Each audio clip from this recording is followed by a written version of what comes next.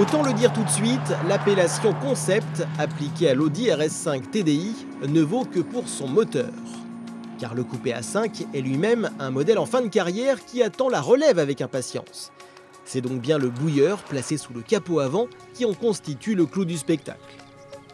Basé sur le tout nouveau 3 litres TDI, ce V6 biturbo développe 385 chevaux, soit rigoureusement la même puissance que l'actuel V8 4 litres 2 qui équipe l'Audi A8. Il offre surtout un couple de 750 Nm, disponible très bas, dès 1250 tours minute. Une prouesse rendue possible par une innovation française signée Valeo. Un petit compresseur actionné par un moteur électrique s'ajoute aux 2 turbos, ce qui permet de bénéficier de la poussée dès les plus bas régimes, sans attendre que le flux de gaz d'échappement soit suffisamment puissant pour entraîner les turbos. De fait, le RS5 TDI que nous avons pu essayer sur circuit donne l'impression de s'arracher du bitume dès les premières sollicitations de l'accélérateur.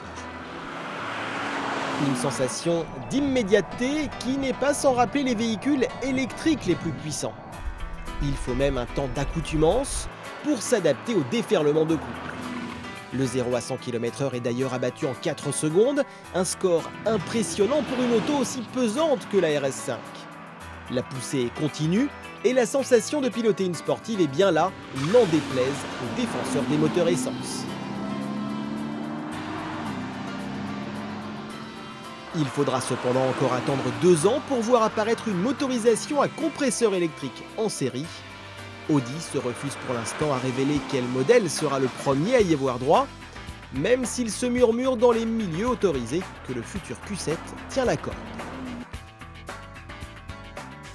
Nous avons également pu parcourir quelques kilomètres à bord de la version compétition forte de 326 chevaux.